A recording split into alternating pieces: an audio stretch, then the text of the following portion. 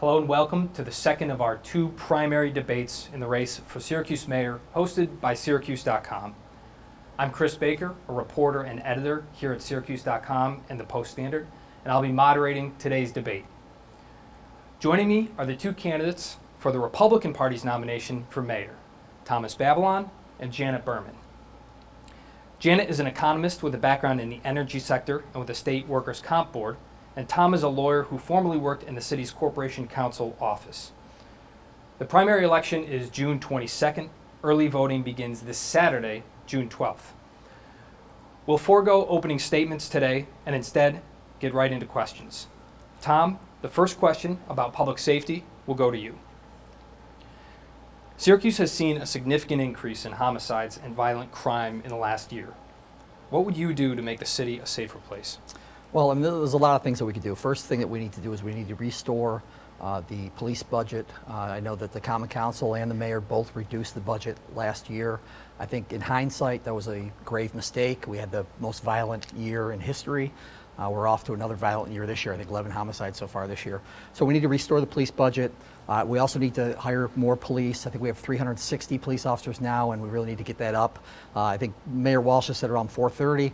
I'd like to study, I think we need at least 400, but I would like to study the issue to look at other cities our size and our crime problems to see what we need to do there. I've also proposed an auxiliary police department. Most police agencies have an auxiliary part to them. New York City's been very successful for the last 50 years with their program. They use these guys to do minor calls, to respond to, they have them patrol public housing, do traffic control, things of that nature. They're basically the eyes and ears on the street. They report directly to the rank and file, and they can call the police. They may be the first person on the scene. They could be a buffer between the police and the community and improve those police community relations. So that's another part of my plan. Additionally, we really need to talk to the young people. There's been a lot of violent crime lately with young people. We need to get the kids back in school so that the teachers and the staff of the schools can, find the kids that are having problems, the kids that may be, particularly prone to violence. Oh, well, guess my time's up. All right, we'll stop you there. And Janet, same question to you. What would you do to make the city a safer place? The problems we've been encountering both last year and this year have resulted from failed leadership. And I say that because the first priority of city government should be public safety. That is the first responsibility, keeping the citizens safe for every level of government. The federal level, protection from foreign invaders. At the city level, public safety. So that's where we start with the problem. Under my administration, public safety will be my first priority. I will restore funding at higher levels to the police and fire departments, and we will move forward with an effort to increase police staffing levels that will enable us to place police in semi-permanent locations within the community so that they have the opportunity patrolling those areas on a regular basis to follow an old model of policing that worked for decades. We've heard about it from our parents and grandparents, the real community police. And we have an opportunity to do that if we have adequate staffing levels. We will also have the opportunity with adequate staffing levels to bring police in on a regular basis for training and to address concerns. So I look forward to making Syracuse a place that is safe for everyone in their homes, in our streets, in our parks and parking lots, and safe in our interactions with law enforcement. Thank you both. I'd like to follow up just 15 seconds briefly from each of you. You both said that you would put more police on the streets and we need more police in the department. The police department already has the highest budget in the city. Where would that money come from for more officers? Tom, start with you. Well, there's all kinds of places where we can cut from the budget. We can save money. Certainly, we can do consolidation of services with the county or other agencies. We can save a lot of money that way. Specifically, I proposed consolidating the parks with the county, which would save us a ton of money. There's also all kinds of places where we can make the city more efficient. I could go into detail about that, but I don't think I can do that in 15 seconds. All right. And Janet, briefly, where would the money come from? Sure. I would do a comprehensive review with my department heads of every line item in the budget, delving deeper, looking at every program and seeing that we're providing the essential city services in a cost-effective and comprehensive manner. All right. Thank you both. On a somewhat related topic, I'd like to talk about a report last week from one of our reporters, Chris Libinati, who detailed the Syracuse Police Department's big increase in marijuana tickets as pot was being legalized. Chris found that 90% of those ticketed were black, while the city's population is just 30% black. The department said those pretext stops helped them get guns off the street. I'd like to know, starting with you, Janet, are you comfortable with how the police department uses those pretext stops to search for guns, and what would you be doing as mayor in the wake of that report? I'm not comfortable with using those pretext stops to look for guns. It is a form of racial profiling. I understand the priority to get illegal guns off the street, but instead of acting in that manner, we've got to have a better understanding of who the players in the community are that have illegal guns. And we do that by developing relationships within the community. And also, I'd like to see about instituting a Crime Stoppers tip program. It exists in many cities around the country. It is true anonymous reporting of tips and enables rewards to those who provide tips that lead to arrest. So that is something that would not cost the city government anything. That is something that is funded by area businesses. In Rochester, certainly Wegmans is a big sponsor of that effort. And I would look to businesses in our community to help us establish a program like that. Thank you, Janet. Tom, same question. Are you comfortable with how the department uses those pretext stops to search for guns, and what would you be doing in the wake of that report? Well, first of all, I'm not comfortable with that at all. We shouldn't be stopping anyone based on, their race, or it seems like it's a race-based stop. It's not just the marijuana stops, though. You look at, if you were to look at, for instance, the noise ordinance stops, they do the same thing. The majority of the people that get pulled over for those types of infractions are African American. Same thing with open containers. If you go into what is called community court, you would see that the whole room is filled with people of color. Okay, and the reason is because the police are using those minor infractions to, to enforce against people of color that just happen to be in their neighborhood. The thing that we should do is we need to get rid of those things. We need to take police away from harassing people. Okay, the police should not be, interacting with someone necessarily, or pulling them out of the car, arresting them for having their music too loud. We had an incident last summer where someone was pulled out of their car and beaten by police because they didn't want to get out of their car for a noise infraction. The Common Council has the authority to amend those ordinances so that people can't be arrested for those types of things. Give them a ticket, let them go on their way. There's no reason that people of color should be harassed for minor things, and my administration would ensure that that doesn't happen. All right, we'll move on to the topic of jobs. Tom, we'll start with you on this question. There are nearly 20,000 unemployed people in Syracuse. Government doesn't necessarily create jobs, but can play a role in business development and steering people toward work. How do you plan to get people who aren't working into the workforce? Well, you're talking about business development. In my mind, and I was an attorney for business development for 5 years, you're talking about two different things, large corporations and large businesses and small businesses, and they're really treated differently by the city. With the large corporations, what we really need is a professional economic development department. We've never had a professional there that reaches out to corporations or businesses that are looking to relocate or expand. We've never had that. We've always had someone that sits behind a desk, accepts the projects, and says whether they're good or not.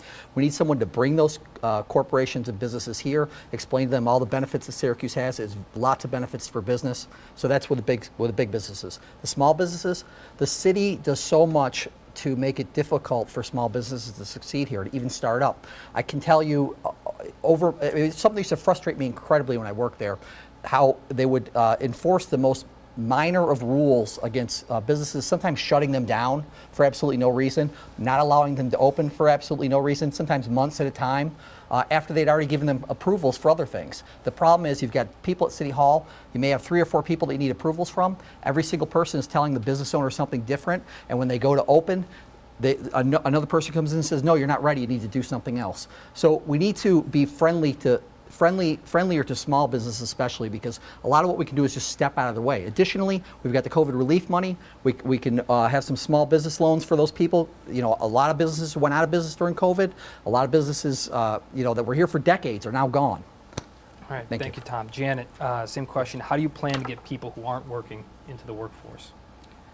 It needs to be approached on two fronts. One is ensuring that we help the unemployed become work ready, and that involves helping them with clothing, interview skills, understanding certain norms of behavior in employment situations. That is something that organizations like the Women's Opportunity Center and others work on a volunteer basis with people in the community who want to be job ready. And so, we need to support those organizations, make sure that citizens are connecting with them when possible. The second front, of course, is there needs to be a job for them to have. And right now, our greatest opportunity for increasing employment is with existing businesses in our city. They're the ones who can employ someone tomorrow. And while it's important to keep focused as well on the long term and bringing large companies into the area, this is something that Tom talks about consolidation, and I'm all for it. And I think the county and the IDAs can adequately handle that type of recruitment. We don't need to hire people to address that within City Hall. I would focus all of our resources on supporting local businesses. Can I have a quick rebuttal to that? 15 seconds. Okay, so Jan, I don't know if you understand, but the IDA, every single board member in the city of Syracuse is appointed by the mayor of the city of Syracuse. So the city of Syracuse, in effect, the mayor controls the IDA. So when you say leave it up to the IDA, you're basically saying leave it up to the mayor, leave it up to the city. So, okay. We'll go from there. Janet, last word. Yes, not the OCIDA and not Onondaga County Economic Development. So, we have three organizations focused on that. Let's let them handle it, and let's focus on existing businesses that need our focus right now. All right, thank you both. We'll move on to a question about Interstate 81. Janet, we'll start with you on this one.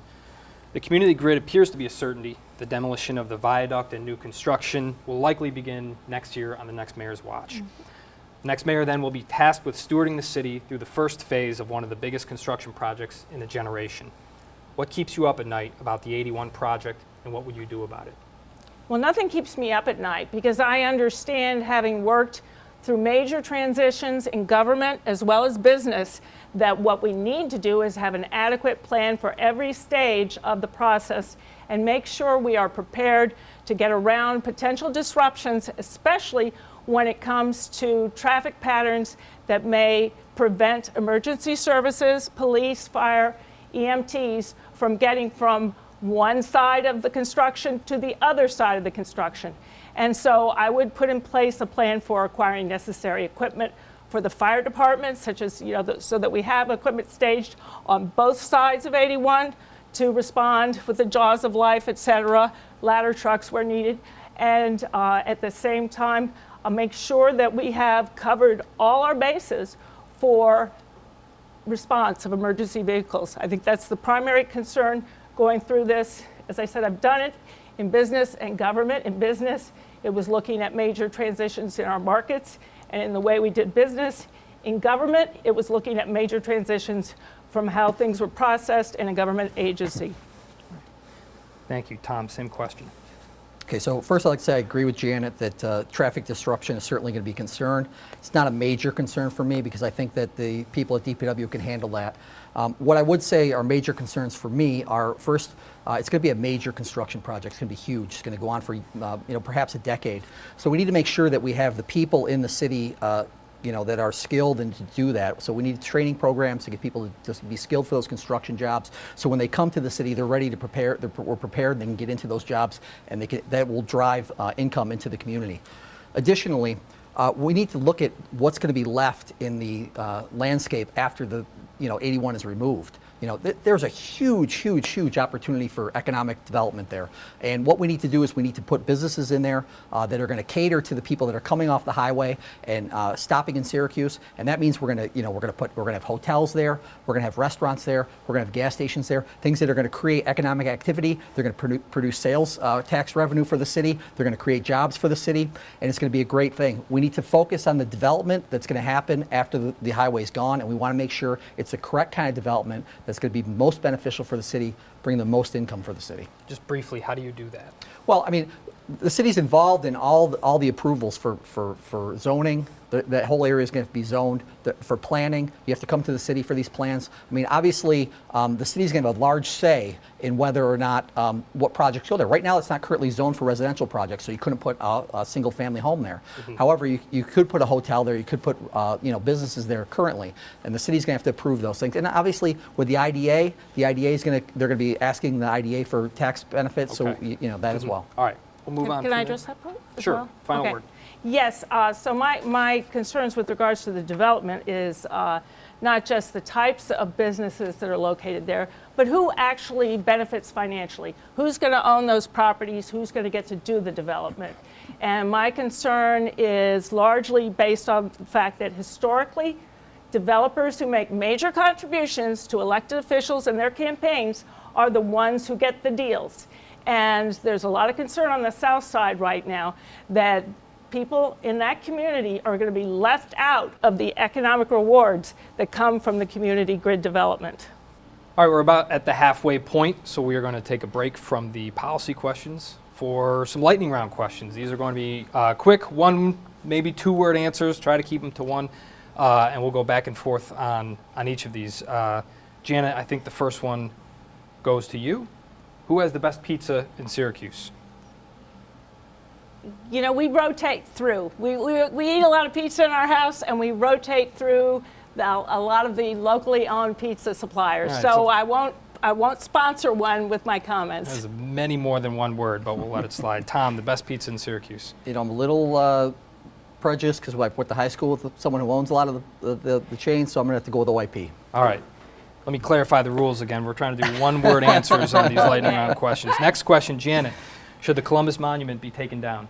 No. Tom? Absolutely not. Tom, to you, who did you vote for in the 2017 mayoral race? You know what? I was friends with Ben Walsh at the time and Juanita Perez. I worked with both of them closely. I'd rather not answer that, to be honest with you. It was not the Republican, though. I will admit to that. I think I felt that she was highly underqualified. Okay. Janet, who did you vote for in the 2017 race? Laura Levine. All right. Janet, back to you. Cats or dogs? Both. Tom? Dogs. Tom, to you. Have you gotten the COVID-19 vaccine? Yes. Yes. Janet, what's your favorite coffee spot in the city? Cafe Cowell in Eastwood. And Tom? Yeah, Cafe Cabal on Townsend. All right, two different Kubals. And Tom, last one. What's the best city park? The best city park. Oh, I got to go with Clinton Square. Thorndon. All right. Enough of that. Let's move back on to some policy questions here. And we'll start with the sitting mayor, Ben Walsh. Tom, this question goes to you. Both of you plan to challenge Ben Walsh in November, and both of you have criticized some of his policies to date. In his first term, what grade would you give Mayor as Walsh, and why? I'd give him a C. I don't want to say he didn't do anything well. He did do a few things that I agree with. He's done some well. He's done a little bit good with the larger developmental projects, but he really failed on public safety. He really failed on small business. You walk downtown and there's no small business anymore. It's vacant storefront after vacant storefront. With the public safety, I mean, you just have to look at one example with the Skyline Apartments to see that he was a complete failure. That went on from when he came into office till this year. And I used to prosecute nuisance abatements. He just recently brought them into nuisance abatement. I did this at the city, and Mayor Minor, Mayor Driscoll, you would get someone in a nuisance abatement within months. 3.5 years it took him to get them in there. It's just completely unacceptable. And a murder, and 525 calls every 6 months. Either he was asleep at the wheel, his police chief wasn't communicating with him. I don't know what happened, but complete failure on public safety. In addition, he cut the police. Budget last year. He refused to have a new class, so he froze hiring. It was devastating. It was devastating. We had the most violent year in history last year. He did absolutely everything possible wrong with public safety that he could have done. So now that I'm thinking about it, maybe he gets a D. I don't think he gets a C. I'm going to revise after thinking about it. He gets a D. You're a tough professor.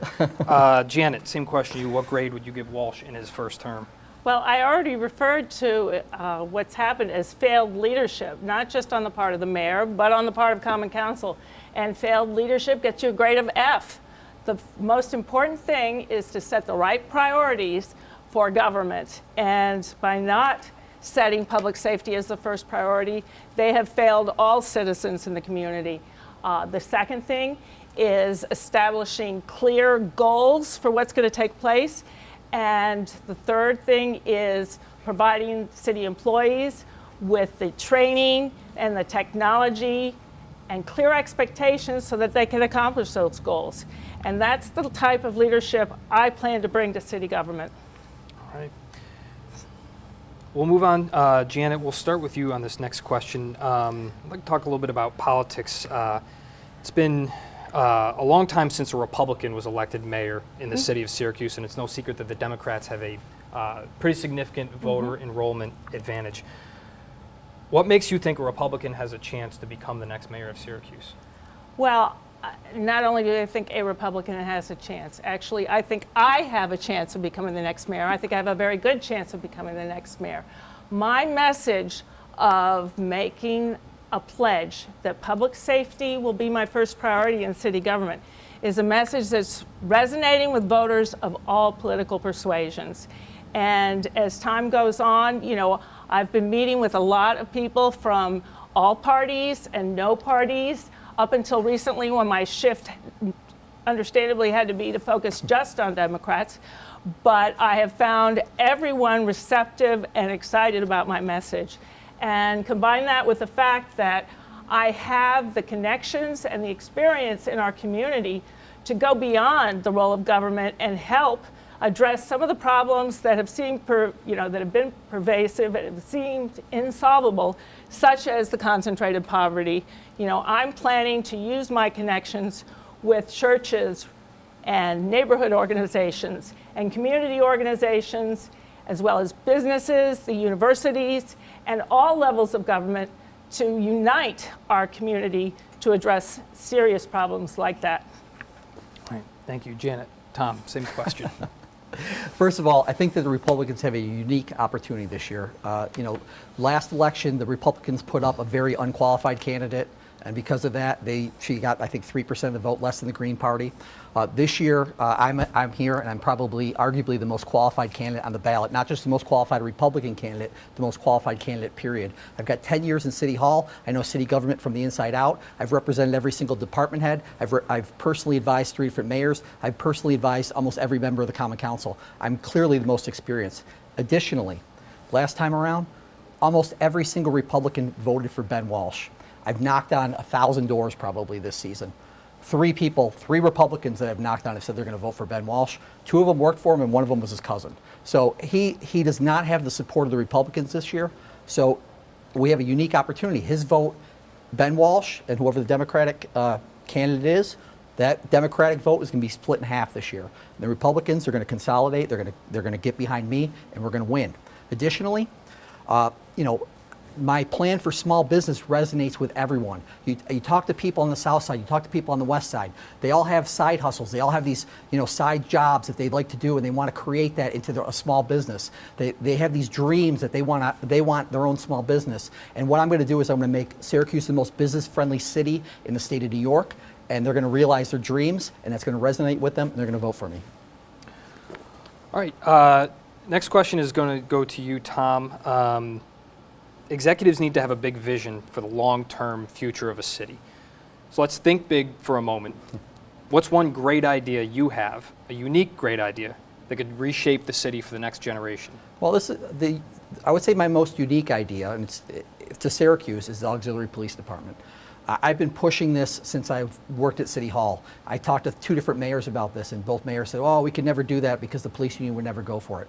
I don't care what the police union is going to go for it. I want to do what is going to be best for the city, going to make the city the safest, going to create the best relationship between the community and the police department. And that is the auxiliary police. These are citizens that live in the neighborhood, that volunteer their time, that they want to make their city a better place. They're going to have that community relationship with their neighbors. When the police show up, They're going to be, you know, a lot of times police show up and they have confusion as to what's going on. They don't know what's going on. Sometimes they arrest the wrong person. Sometimes that results in lawsuits to the city. We've paid out millions of dollars because the police come to the scene and they arrest the person that called 911 and they beat them up. You know, when there's auxiliary police there, they're going to be able to say, hey, listen, I'm in the neighborhood. I know this guy. He's a problem. That guy's a drug addict. That's the person you need to deal with. This guy over here is cool. This is the guy that called 911. I've already talked to him. You can leave him alone. If you want to interview him, that's fine. But that's the guy you need to concentrate on. Things like that, the auxiliary police are going to be able to accomplish. You know, Janet will say, well, we're not going to be able to get anyone to volunteer. We have so many volunteers in the city for so many different things. To say that we're not going to be able to get people in the community to be able to volunteer for this, which is a successful program in so many other cities, is just ridiculous. I know lots of people that have come up to me and said, I love your idea, I want to volunteer. So I know it's going to become a reality, I know it's going to happen. Thank you, Tom. Janet, same question. One great idea, unique idea you have that could reshape the city for the next generation. My campaign theme is Syracuse United. And we have lived through too much time where we have elected leaders who have taken advantage of catering to one interest group at the expense of another. There hasn't been enough effort put into establishing our common goals, our common concerns, and addressing them as a united city.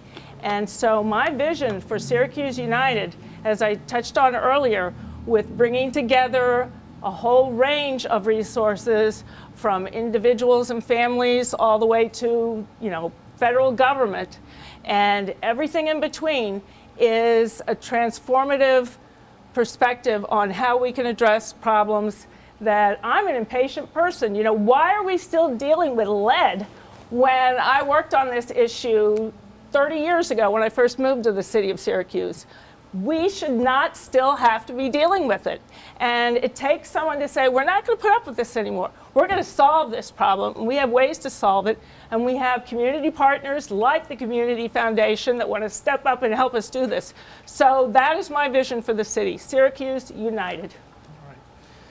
Thank you both. We have time for just a couple more questions. What we're going to do next is I'd like to give each of you a chance to ask your opponent one question. Janet, we'll start with you. While you take a moment to think about what you'd like to ask, I'd like to remind viewers that we previously had a debate with the two Democratic candidates in the primary, Khalid Bey and Michael Green. That debate is available to watch on syracuse.com as well as our social media channels, so please check out that debate as well. So, Janet, we'll start with you. A chance to ask Tom a question, and we're going to do just 60 seconds for the responses on these. So, Tom, you'll have 60 seconds to respond to Janet's question. Tom, please speak to your experience managing people and managing large organizations.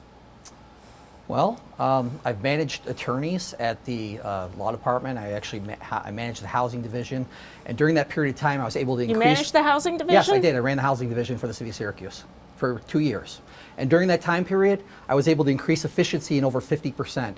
They were doing crazy things. You know, when you talk to the city, it's so difficult for them. They don't want to change things. But what they were actually doing is the codes division would file individual cases on each house, which resulted in us going to several different court appearances for a single home.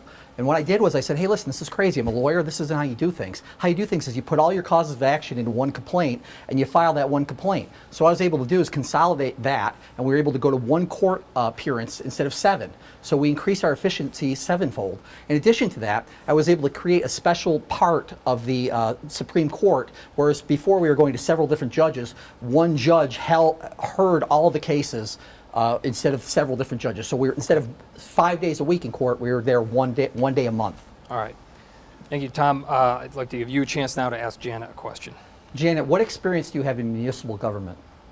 Municipal government? Yeah, city government. No, I don't have experience directly in city government. I have experience in state government, and I have worked with civil service organizations.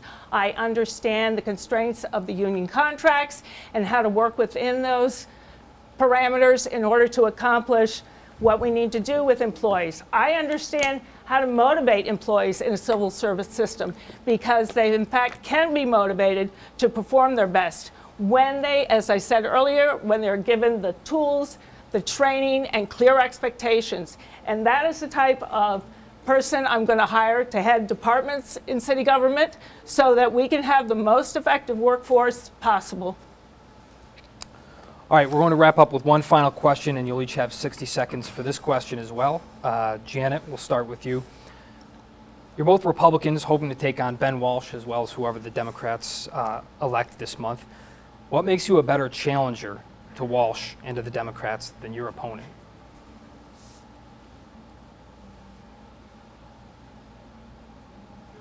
It goes back to the fact that my appeal transcends party lines. When I go to the South Side for a neighborhood meeting and people are concerned there about the impact that developers who give large financial contributions have on the landscape of their community, and they're worried and concerned as to why these things are allowed to move forward, whether it's low-income housing jammed into a historic district, they see, first of all, that I'm the only mayoral candidate who shows up to listen to their concerns. And secondly, that I understand the mechanism of what's happening there. I sat in a meeting Googling the mayor's name, the developer's name, and contributions. While we were talking about it, up popped the contributions. I got up and told them, hey, look, I've learned to tell everyone, follow the money, and they appreciate that. All right. Thank you, Janet. Tom, what makes you a better challenger to Walsh and to the Democratic candidate? Well, first off, I'm the most experienced Republican candidate. I would argue I'm the most experienced candidate that's going to be on the ballot, period. I've got over 10 years of experience, nearly 10 years of experience at City Hall. I personally advised 3 different mayors. I personally advised every single department head for the city of Syracuse. I personally advised nearly every single common council member. I've written complex legislation. I represented the Industrial Development Agency. I represented the Economic Development Corporation. I represented the City County Land Bank. I represented something else too. I represented all the municipal corporations. So I actually created the legislation, drafted the legislation, the local legislation to create the land bank. I represented them for a year. I created all their operating policies. The same thing with the Urban Renewal Agency. I created a 10-year urban renewal plan for the Urban Renewal Agency. I have knowledge of the government from the inside out that no one has. Not Ben Walsh, not Khalid Bey, not Michael Green. I'm the most qualified candidate on the ballot, period. And that is why I will be successful, and that's why I'm going to win this election. All right, we will wrap there. That's going to conclude the final of our 2 Syracuse mayoral primary debates between Janet Burman and Tom Babilon. Janet, Tom, thank you both for joining us today. A reminder, you can view the first debate on syracuse.com as well as our social media channels. And of course, don't forget to vote in the primary if you're registered with a party. Early voting begins this Saturday, June 12th, and Election Day is Tuesday, June 22nd. For details on how and where to vote, visit the Onondaga County Board of Elections website at ongov.net/elections or go to syracuse.com. And of course, stay with us for continuing coverage of this election. Thank you all for joining us today, and be sure to stay tuned for more coverage.